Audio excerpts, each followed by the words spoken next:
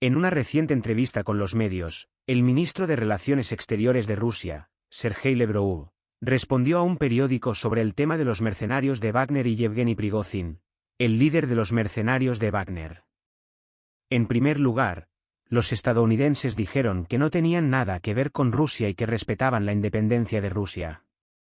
Creen que el tema de Wagner es un asunto interno de Rusia. Lavrov no lo cree así. Lavrov quiere responder a los medios rusos que esto también es como un mensaje de un alto diplomático ruso, hablando de motín, una rebelión de Prigozhin, el líder de Wagner, una de las organizaciones militares mercenarias. Según los medios rusos, en los últimos tiempos, Prigozhin y Wagner han estado buscando formas de resistir y, en particular, de exigir condiciones muy poco razonables. Por ejemplo, han cuestionado al ministro de Defensa ruso Sergei Shoigu y a una serie de otros funcionarios y creen que le han dado la espalda a Wagner. Las victorias de Wagner en el campo de batalla de Bakhmut fueron muy feroces, pero ahora Wagner ha pasado de ser un héroe, de una persona muy honrada en el territorio de Rusia, a uno de los rebeldes. Eso significa traición, un crimen muy grave. Y en los primeros días, Estados Unidos dijo que lo sabía 2 días antes, que sabía de la rebelión de Wagner 2 días antes. Echemos un paso atrás para comentar si esto es cierto o no. Vamos a suponer temporalmente que los estadounidenses tienen un sistema de inteligencia muy especial y que pueden saber de antemano sobre todos los eventos en el mundo. Sin embargo, todo lo que Rusia está comunicando al mundo exterior, todo lo que Sergei Lavrov e incluso el presidente ruso Vladimir Putin, hasta el día en que el viceprimer ministro del Consejo de Seguridad de Rusia, Dmitry Anatolievich Medvedev, dijo, todo lo prueba. Que Rusia está comunicando que Wagner es actualmente una organización que no está bajo control ruso. Decir eso significa que Wagner actualmente está al menos recibiendo asilo en Bielorrusia, bajo la llamada garantía de seguridad del presidente bielorruso Alexander Lukashenko. Y también he escuchado en los últimos días, ese es el día en que el presidente bielorruso garantizó a los soldados de Wagner, aquellos que realmente quieren dejar Rusia. Estas personas tienen un derecho, que es el derecho a quedarse en los cuarteles, que estos cuarteles son entregados por Bielorrusia. Sin embargo, las cosas serían mucho más simples si Wagner fuera derrotado, su líder capturado o sus soldados disueltos. La verdad es que Wagner no se ha disuelto. Se ha convertido en una fuerza militar que no está bajo el control de ningún país. Incluso Estados Unidos está trabajando para demostrar al mundo que se trata de una fuerza rebelde. Me temo que esta afirmación no está en los intereses de los países occidentales en el futuro cercano. ¿Por qué? Lo primero que hizo Rusia fue hacer que el mundo reconociera que Wagner ya no pertenece a Rusia. Desde los medios de comunicación, desde el presidente ruso Putin, desde el ministro de Relaciones Exteriores de Rusia Sergei Lavrov, e incluso el ministro de Defensa ruso Shoigu y el viceprimer ministro del Consejo de Seguridad de Rusia Dmitry Anatolievich Medvedev, todos dijeron que Wagner es una organización separatista que ya no está relacionada con Rusia.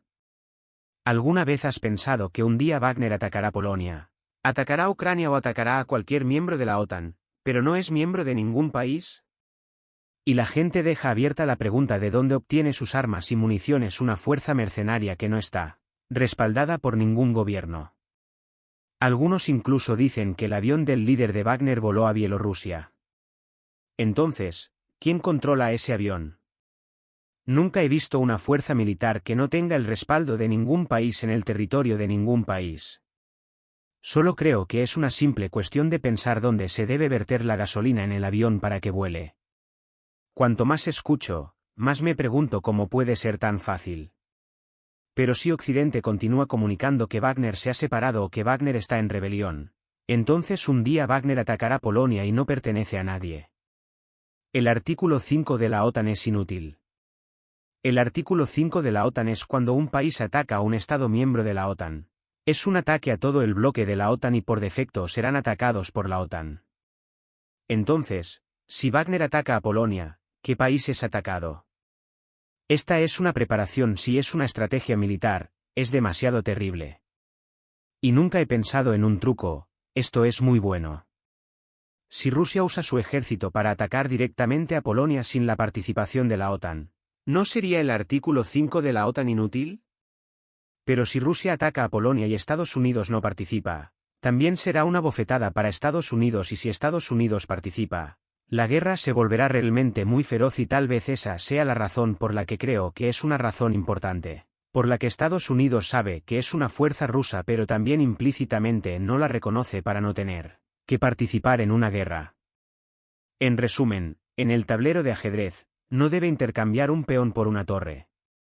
Y si el ejército ruso ataca directamente a un país así, las consecuencias serían muy aterradoras y los rusos ciertamente pensarían en qué pasaría si Estados Unidos realmente va a la guerra. Pero si el ejército de Wagner, un ejército exiliado, un ejército insular que ha sido llamado fuera de Rusia, no hay razón para atacar a Rusia cuando Wagner ataca a Polonia.